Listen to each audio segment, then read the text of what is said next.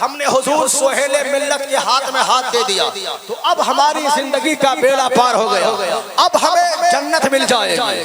ہم نے حضور سہیل ملت کو اپنا پیر مان لیا، ہم جنت میں چلے جائیں گے۔ اگر صرف حضور سہیل ملت کے ہاتھ میں ہاتھ دینا اگر جنت کی گارنٹی ہو گئی ہوتی، اللہ تبارک و تعالی کا فضل و احسان ہے کہ اس رب کائنات نے ہم سب کو اپنے محبوب بندوں سے محبت کرنے والا بنایا اور ان کی بارگاہ میں حاضری کی سعادت عطا کرنے والا بنایا۔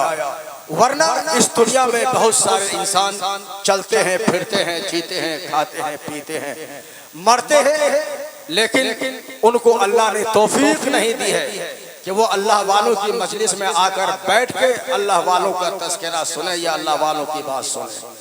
لیکن یہاں آپ اس عرس مقدس میں آئے ہیں، کچھ لوگ بد نظمی کے شکار ہیں۔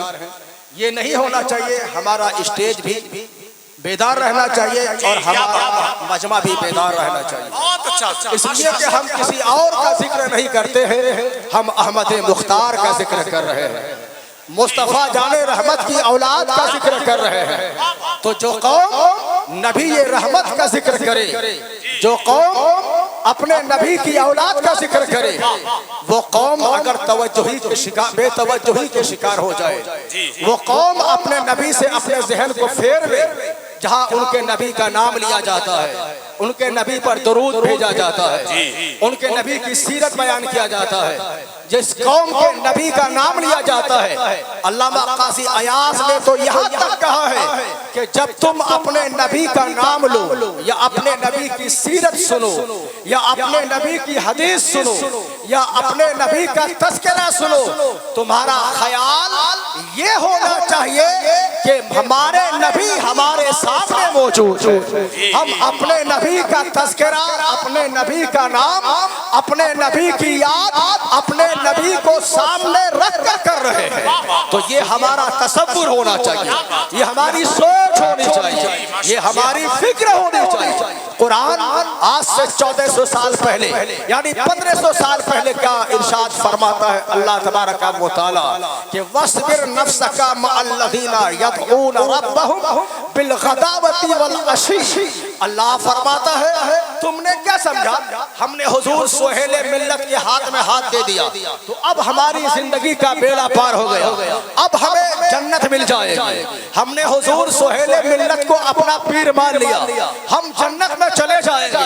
اگر صرف حضور سہیل ملت کے ہاتھ میں ہاتھ دینا اگر جنت کی گارنٹی ہو گئی ہوتی تو صدیق اکبر اتنی عبادت نہیں کرتے، فاروق اعظم اتنی عبادت نہیں کرتے، اس لیے کہ ابو بکر ذات وہ ذات ہے کہ نبی کا چہرہ دیکھتے ہیں، نبی کے پیچھے نماز پڑھ رہے ہیں، نبی کی اقتداء میں نماز پڑھ رہے ہیں۔ فاروق اعظم کی ذات وہ ذات ہے جو صبح اٹھتے ہیں تو رخ مصطفیٰ دیکھ رہے ہیں، جو مسجد نبوی میں پہنچتے ہیں تو چہرے رسول کا دیدار کرتے ہیں۔ لیکن اللہ کا خوف اتنا ہے کہ فاروق اعظم خشیت مولا سے اتنا روتے ہیں کہ آنکھوں کے نیچے گڑھے پڑ جاتا ہے۔ صدیق اکبر کے دل میں اللہ کا خوف اتنا ہے، ایک تنکا کو اٹھا کر رب کی بارگاہ میں عرض کرتے ہیں مولا تو ابو بکر کو انسان نہ بناتا، یہ تنکا بنا دیتا تو اچھا ہوتا، کم سے کم تیری بارگاہ میں حساب کو نہ دینا پڑتا۔ یہ خوف الہی تھا، یہ خشیت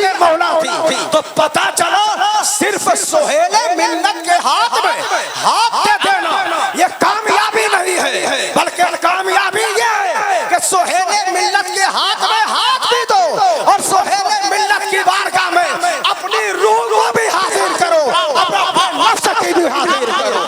یعنی کیا مطلب ہے اس کا مطلب یہ ہے یعنی نفس کو بھی حاضر کرو، روح کو بھی حاضر کرو۔ یعنی تم بلگرام شریف کی سرزمین سے اپنے گھر پہنچو، دلی والو تم دلی پہنچو، بمبئی والو تم بمبئی پہنچو، یعنی ہندوستان کے چاروں اطراف سے آنے والے یہاں آئے ہو فیصل میر عبدالواحد بلگرامی لوٹنے کے لیے، لیکن تم جب یہاں آئے ہو تو تمہیں لگتا ہے ہم اپنے پیر سے محبت کرتے ہیں۔ ان علماء کی نظر کھڑی ہے کہ یہ دیوانے ہیں سہیل ملت کے، یہ دیوانے ہیں رضوان ملت کے، یہ دیوانے ہیں میر عبدالواحد بلگرامی کے، لیکن جب یہی دیوانے اپنے گھر پہنچتے ہیں تو اپنے بیٹے शादी में बैंड बाजा ये करे, अपने बेटे की शादी में बड़े लोगों को वलीमा ये खिलाए, गरीबों को ये छोड़ दे। ये जब यहाँ से जाए तो एक वक्त की नमाज ये ना पढ़े, जब ये यहाँ से जाए तो सूद ये खाए, जब ये यहाँ से जाए तो रिश्वत ये खाए,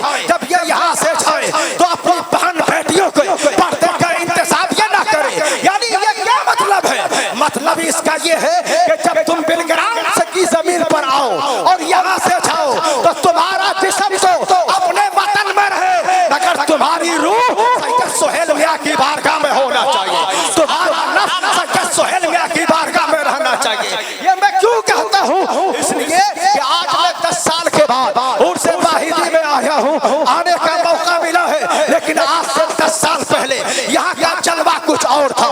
आज के 10 साल के बाद यहाँ का जलवा अब कुछ और नजर आता है। और क्यों न हो, इसलिए कि ये बिलग्राम की जमीन को जन्नत कहने वाला कोई और नहीं बल्कि मुजद्दिद आज़म इमाम मोहम्मद रज़ा है। मसलके आला हज़रत उर्स वाहिदी तैयबी ताहिरी। इमाम मोहम्मद रज़ा ने इस ज़मीन को जन्नत कहा। आपने कभी गौर किया कि इस ज़मीन को इमाम इश्क व मोहब्बत ने जन्नत क्यों कहा है? जन्नत कहने का मतलब क्या है? क्या यूं ही जन्नत कह दिया? वो इमाम मोहम्मद रज़ा जिसने 8 घंटे में अद-दौलतुल मक्किया लिखकर वो दुनिया बर्रे सगीर के मुसलमानों को दिया हो, उन्होंने जन्नत कैसे कहा? वो इमाम मोहम्मद रज़ा जिसने कुरान का तर्जमा कंजुल ईमान लिखकर उम्मत मुस्तफा के ईमान को बचाया है और इसके मुस्तफा का जाम पिलाया है, वो इमाम मोहम्मद रज़ा ने इस जमीन को जन्नत क्यों कहा?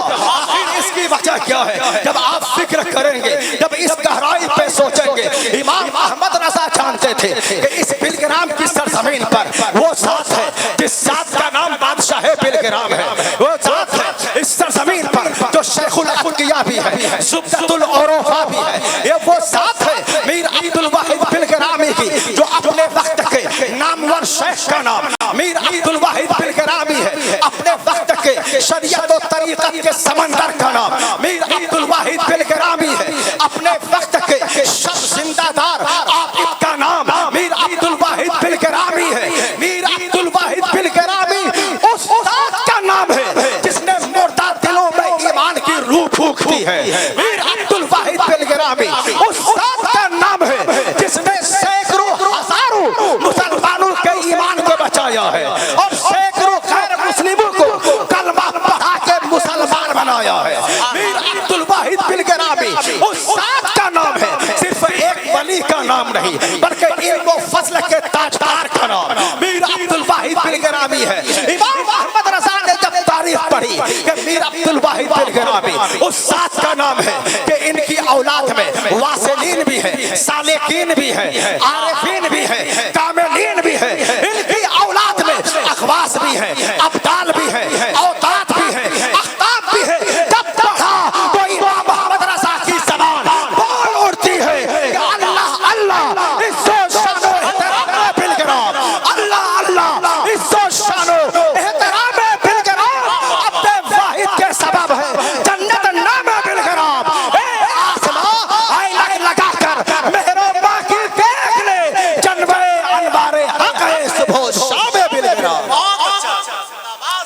इमाम मोहम्मद रज़ा ने इसलिए कहा। तो आप बिलग्राम शरीफ आए हैं, क्या एक पैगाम लेकर जाइए कि आपने क्या सोचा सिर्फ हमने हाथ दे दिया हम कामिल मुरीद हो गए, सिर्फ हमने हाथ दे दिया हमारी आखिरत कामयाब हो गई? अगर यही हाथ देना अगर कामयाबी की ज़मानत होती तो गौसे आज़म जैसा सरदार औलिया, गौसे आज़म जैसा गौसों के गौस, वलियों के वली, कुतबों के कुतब शेख अब्दुल कादिर जिलानी गिलाफे काबा पकड़ के रो रहे थे। तो जब देखने वालों ने देखा कि इतना दर्द से कौन रो रहा है, गिलाफे काबा पकड़ के अल्लाह की बारगाह में कौन फरियाद कर रहा है, अल्लाह को कौन पुकार रहा है, जब करीब से जाकर देखा गया तो अपने गुनाहों को याद करके जो रो रहा था और कह रहा था कि ए मौला अगर मेरी नेकियां तेरी बारगाह में कबूल नहीं है तो तू मुझे काबिला उठाना। یہ کون ہے رونے والا؟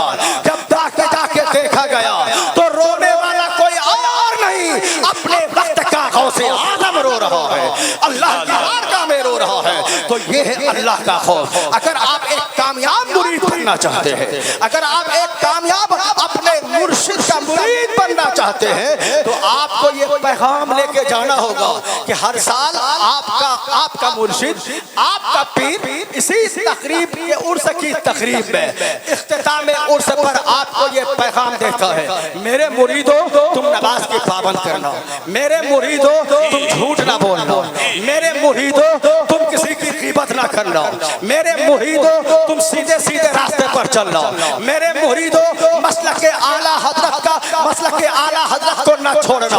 یہی ہمارا اعلان ہے، جو مسلک اعلیٰ حضرت سے بھٹک جائے گا وہ میرا مرید نہیں ہو سکتا ہے، میرا مرید وہی ہوگا جو مسلک اعلیٰ حضرت پر عمل کرے گا اور اسی پر چلے گا۔ آج کل کون ایسا پیر کہتا ہے؟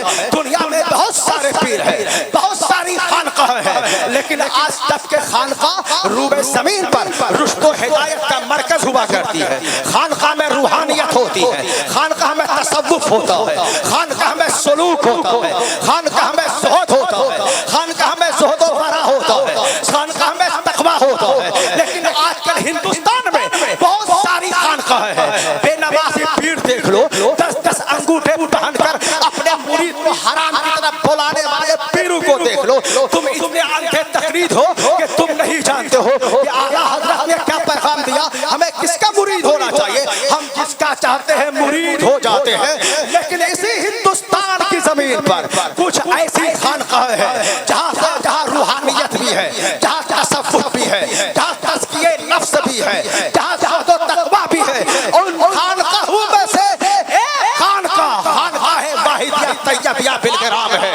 یہاں تصوف بھی ہے، یہاں زہد و تقویٰ بھی ہے، یہاں سلوک بھی ہے۔